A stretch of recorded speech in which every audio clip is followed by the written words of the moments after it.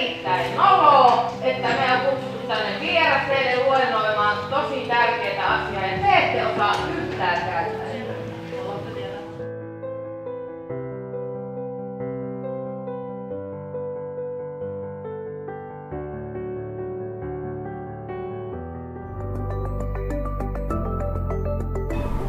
Tämä oli 6-8 luokkalaista.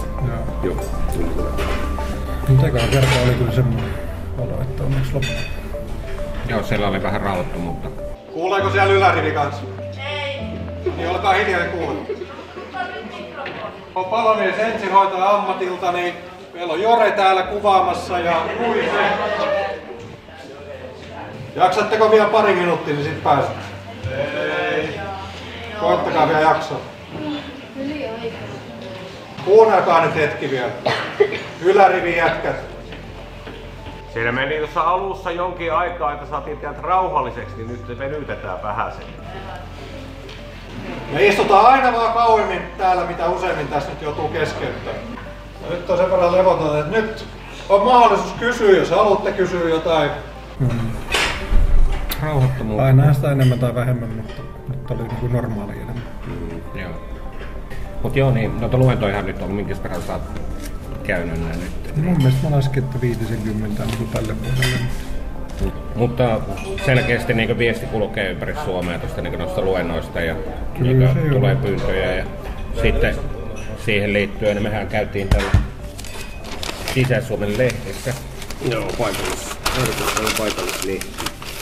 Joka hirveästi ravinaa tässä näin. Tuomokselle iso kiitos, oli niin perehty siihen, että sen on niin toimittajan ammattitaitoa oli kyllä, niin kuin, että otti asian niin tosissaan ja kyllä paneutui siihen. Joo, oli kyllä hyvä kirjoitus. Ja sitten se niin podcastia oli joku. Joo, se Okei olla rikki oli tää podcastin nimi. Joo. Ja se tulee 11. tätä marraskuuta. Joo. YouTubessa. Mä pyydän siitä YouTube-podcastista joku klipin, ja jos sä haluaisit liittää sen. Joo. Muistatko silloin, että kun sä aloit kiusaamaan, kävit sä yhtään sellaista ajatusprosessia pään sisällä, että tää on väärin, mutta tää tuntuu hyvältä? No siis kyllähän mä tiesin, että mä teen väärin, koska olin itse sitä 7 vuotta kärsinyt, mutta niin kuin mä sanoin tuossa aikaisemmin, että mä oikeutin sen itselleni ja en mä tiedä, onko niinku hyvän olon tunne oikea sanamuoto siihen, mutta kyllähän mulle jonkunnäköistä niinku semmoista niinku hyvää mieltä toi se, että toista ihmistä sattuu. Että niinku vääristynyt se oma ajatusmalli oli siinä kohtaa ja niinku oma pää oli niin sekaisin siitä, että jotenkin niinku kuvitteli, että tämä on ihan oikein.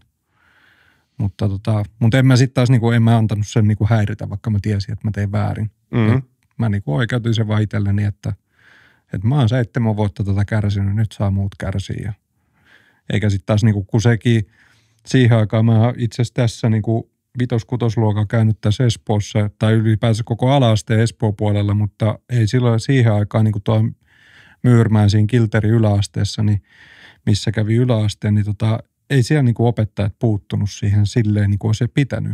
Et meille annettiin jälki-istuntoa, no mulle se nyt oli ihan yksi vitun maku, että joudunko mä istua tunnin jälki-istuntoa, kun mä tiesin, että sen jälkeen se tilanne ohi. Että mun ei tarvitse niinku kärsiä tunti vaan. Ja sitten mä voin jatkaa tätä. Että kun ei siihen niinku kukaan tullut sanoa, että no okei, sut erotetaan seuraavaksi puoleksi vuodeksi vaikka koulusta, mikä olisi ollut ehkä pahempi uhka siitä, että joutuu tavallaan siitä porukastakin samalla sit pois, missä niinku pyöri silloin. Niin. Mä olisin ehkä itse kaivannut, että opettajat olisi puuttunut siihen tiukemmin. Ja sitten mitä olisin vielä enemmän kaivannut, niin olisi ollut se, että joku aikuinen olisi tullut kysyä, että miksi sä teet noin. Että onko sulla kaikki ihan hyvin. Ei välttämättä olisi tullut vastausta ekalla kerralla, ei ehkä tokalla eikä vielä 3.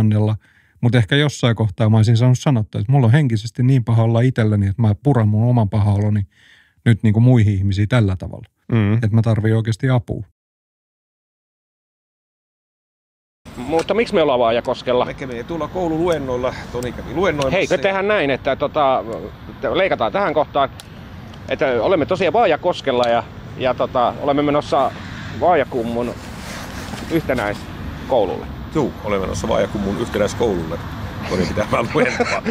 Sä toistat mitä mä sanon. Niin mä sanoinkin. Joo, mutta tää on niin ihan normaalia meiltä.